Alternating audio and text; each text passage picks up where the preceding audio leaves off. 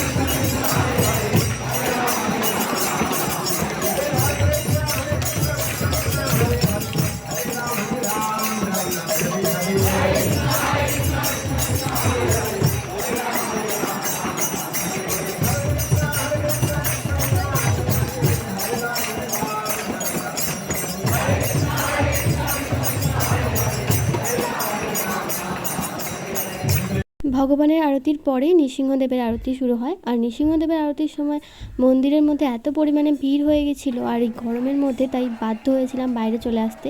ভিডিওতে যতটা সম্ভব দেখাচ্ছি কী পরিমাণে ভিড় হয়েছিল, কোথাও একটু দাঁড়ানোর পর্যন্ত জায়গা ছিল না।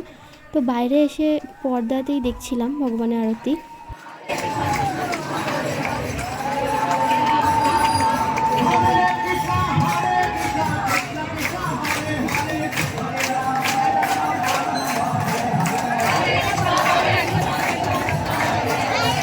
আরতির পরে আমরা বাইরে বসেছিলাম, জব করছিলাম।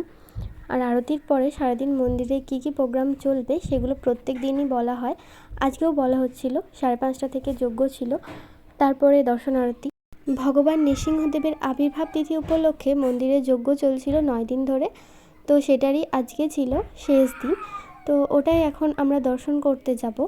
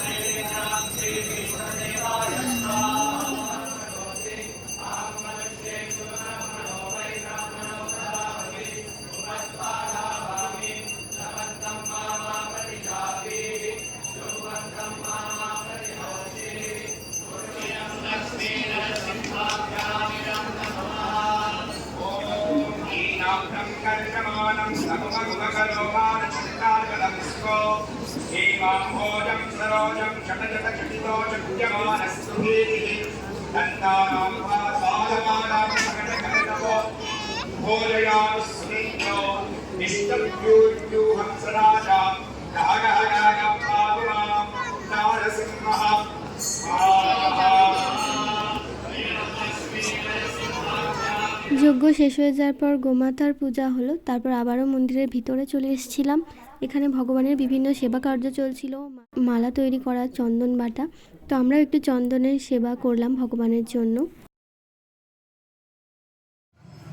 দর্শন আরতির সময় হয়ে গিয়েছিল, আর আমরা পঞ্চতত্ত্ব মন্দির থেকে ভগবান নৃসিংহদেবের দর্শন করছি, কারণ নৃসিংহদেবের মন্দিরের সামনে প্রচুর ভিড় হয়ে গিয়েছিল। এরপর একে একে পঞ্চতত্ত্ব ভগবানের দর্শন, তারপর রাধা মাধবের দর্শন করে নেব।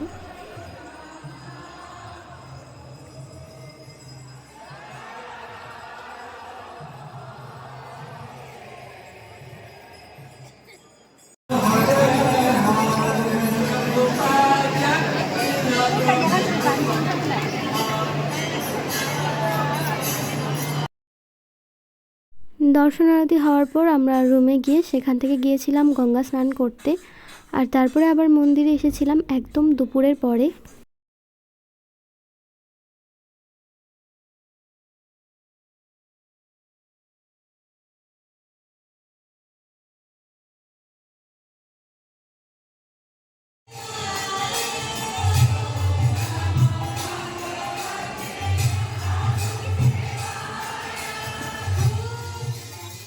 এখন সমস্ত ভক্তরা অপেক্ষা করছে ভগবানের অভিষেক দর্শনের জন্য। রাধা মাধবের সামনে আমরা জায়গা পেয়েছিলাম, তো এখান থেকে ভগবান রাধা মাধব এবং অষ্টসখীর একদম ভালোভাবে দর্শন করাচ্ছি।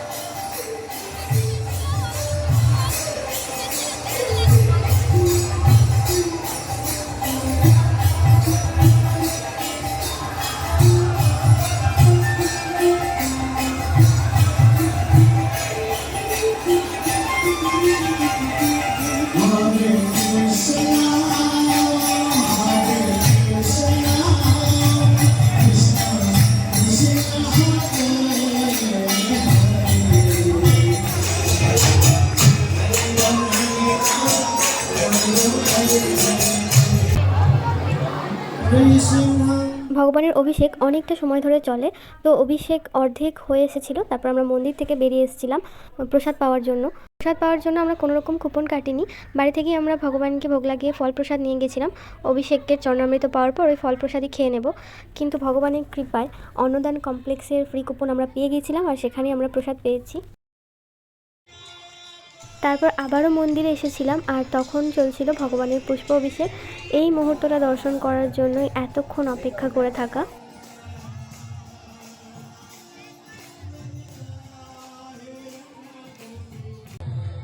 তো এই যে এখন মন্দির বন্ধ হয়ে গেল, আবার নতুন করে ভগবানের শৃঙ্গার করা হবে, তারপর ভগবানের দর্শন করতে পারবো। তো আমি এখন চলে যাচ্ছি নিজের রুমে। এই ছিল আজকের ভিডিও কেমন লাগলো অবশ্যই কমেন্টে জানাবেন।